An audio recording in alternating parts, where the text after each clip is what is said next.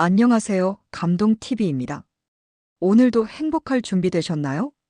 오늘의 사연자분 소개 부탁드립니다. 안녕하세요. 현재 한국에 살고 있는 탈북민 이하린이라고 합니다. 저는 북한에 있었을 적 부유한 가정에서 태어났습니다. 그래서 저는 부모님의 도움으로 여자인데도 불구하고 대학교까지 나와 북한에서 의사가 될 수 있었습니다. 부모님 두 분 다 의사였기 때문에 저도 자연스럽게 의사라는 직업을 꿈꿨습니다.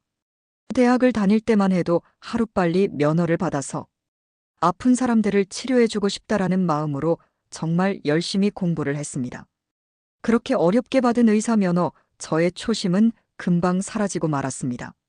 부모님 몰래 한국 드라마를 보면서 외과적인 수술을 보고 감동을 받았었는데 북한에서는 목숨이 위태로운 환자들은 그냥 방치하더라고요.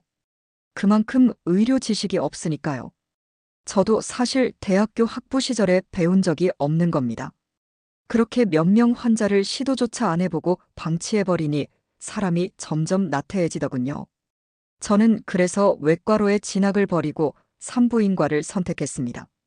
외과는 죽음을 선고하는 일이 잦았는데 산부인과는 탄생을 축복하는 거잖아요. 그래서 산부인과를 선택했습니다. 평양에서 배급만 받으며 편하게 일을 했습니다. 한국에서는 과가 나누어져 있더라고요. 산과 부인과로요. 북한에서는 그런 거 없습니다. 그냥 합쳐서 다 하는 거예요. 그래서 말이 산부인과 의사지 안과 의사가 애도 받고 그럽니다. 저도 대부분의 업무가 여자들이 흔히 가질 수 있는 병에 관한 처방이라기보다는 출산 쪽 업무에 치우쳐 있었죠. 아무래도 평양이다 보니 좀 있는 집 사람들이 많았고 그 사람들은 임신이 아닌 이상 산부인과에 가는 걸 불결하게 여겼기 때문입니다. 그래서 산부인과를 찾는 사람들이 많이 없었습니다. 그렇게 배짱이처럼 하루하루를 보내다가 저는 그만 지방 발령을 받고 말았습니다. 제가 발령받은 곳은 못 사는 동네여서 애를 많이 낳는데 그쪽을 담당하고 있던 의사 선생님이 탈북을 했다고 하더라고요. 그래서 제가 어쩔 수 없이 발령을 받아 그곳으로 가게 되었습니다. 말이 지방이지 그래도 평양과 가까웠어요. 부모님도 이번 기회에 제대로 의사로서의 사명감을 잊지 말고 일을 제대로 하라고 하더라고요. 처음 부모님 곁을 떠나 직장인으로서의 새 삶을 시작하는 기분이었습니다. 저도 모르게 설레이는 마음도 가졌던 것 같습니다. 그렇게 처음 병원에 들어갔고 인사도 나누었습니다. 분위기는 평양과 많이 달랐습니다. 평양에는 아까 말씀드렸다시피 환자들이 많이 없다고 했잖아요. 여기 이곳에는 나일론 환자를 포함하여 병원을 참 많이 방문하더라고요. 산부인과도 예외는 아니었습니다. 출산을 어쩜 그리 많이 하는지 하루에 애를 3번 받은 적도 있었습니다. 그렇게 바쁘게 삶을 살아가다 보니 어느덧 권태감은 사라지고 젊은 의사의 열정이 살아나기 시작했습니다. 하지만 탄생을 축하하는 일만을 하지는 않았습니다. 저는 젊은 여성의 죽음을 선고하는 일도 했죠. 가끔 젊은 나이에 요절을 하는 여자들은 대부분 출산 중 사망하거나 또는 신병으로 인해 자궁경부암에 걸려 죽고는 했습니다. 북한에는 자궁경부암에 대한 지식이 너무 없습니다. 저조차도 그 암의 접촉으로 인해 암이 생긴다는 것을 몰랐으니까요. 전염성이 있는 병에 대해 너무나 무지했습니다. 몇 명의 젊은 여자들을 떠나보내고 저는 그때부터 밤에 남아서 그 병에 대해 공부했습니다. 몰래 할 수밖에 없었던 게 북한에서는 관련 자료가 없기 때문에 IP를 우회하여 외국의 자료를 수집할 수밖에 없었죠. 그렇게 공부를 열심히 하면서 그쪽 관련 지식이 많아졌을 때쯤 저는 저를 찾아오는 이 북한의 젊은 여성들, 그녀들의 공통점을 발견할 수 있었습니다. 우선 한국과 비교를 해야겠습니다. 한국에서 병원 근무를 하고 있지는 않지만 한국 젊은 여성들은 전염성 병을 가지고 있는 경우가 꽤 있긴 하더라고요. 하지만 대부분은 초기에 발견하기 때문에 약물 치료를 해서 치료하거나 아니면 면역력 관리를 하고 관계를 맺지 않는 등 나름의 조심을 한다는 것이었습니다.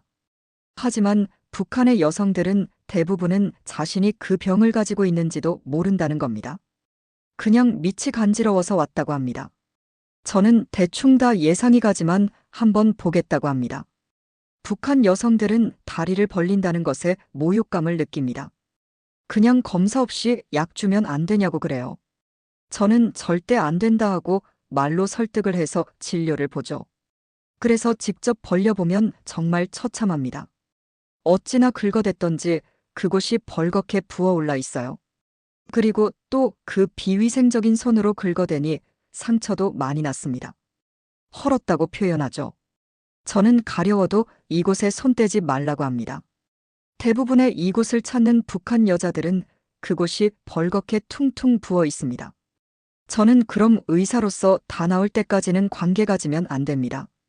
그럼 또 북한 여자들은 어이 남편이 원하는데 남편이 퉁퉁 부어서 뜨겁고 좋아하던데요 라고 하는 겁니다. 저는 기겁을 해서 최대한 표정을 피고 안 됩니다 하면서 돌려보내죠. 아파서 부어오른 그곳에 하려는 남자들은 대체 뭡니까? 무지한 탓이겠지요. 대충의 약을 처방하고 보냅니다.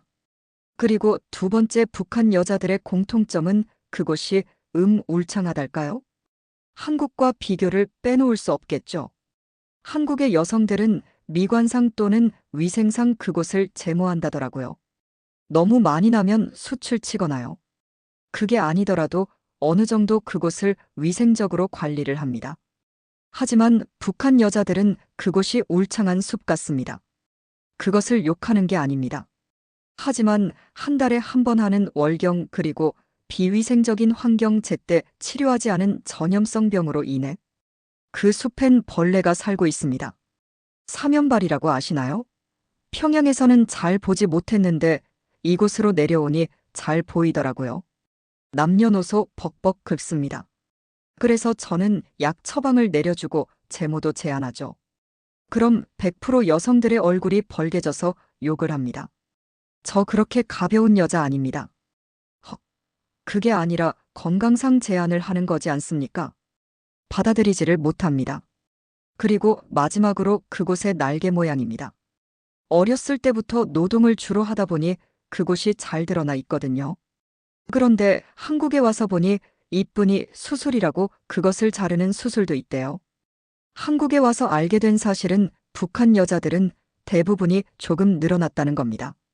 출산과 제대로 받지 못한 산후조리가 그 원인이 아닐까 싶습니다. 그로 인해 불편함을 겪는 사람들이 많이 있습니다. 하지만 대부분의 북한 남자들은 오히려 그렇게 늘어난 것을 선호하더라고요. 조금 더 좁은 느낌이 나서 그렇다고 하대요. 저는 불쾌했습니다.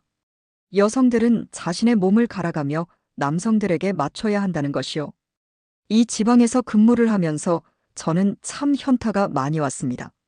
의사로서 환자들에게 도움을 주고 싶은데 환자들은 들어먹질 않고 또 공부에 대한 욕심은 더더욱 커져가고 부모님께 말씀을 드렸습니다. 부모님은 거의 1년을 넘게 고민을 하시다가 저의 탈북을 허락해 주셨어요. 제가 탈북을 한 이유는 앞서 제 선임이 탈북을 해버렸기 때문에 선택지가 그쪽으로 생긴 것이죠. 지금도 찾고 있습니다. 저보다 먼저 탈북하신 선배님을요. 한국에 와서는 아무래도 북한에서 의사였다고 한국에서는 의사가 될 수 없습니다. 그래도 한국 정부에서 지원을 많이 해주어서 미친 듯이 공부만 집중할 수 있었고, 저는 작년 지방의대에 붙어서 의대에 다니고 있습니다. 졸업까지 한참 남았지만 열심히 달려보겠습니다. 감사합니다. 네. 마리님 사연 잘 들었습니다. 오죽 답답하셨으면 탈북을 북한의 현실이 안타깝습니다. 이상 감동TV였습니다.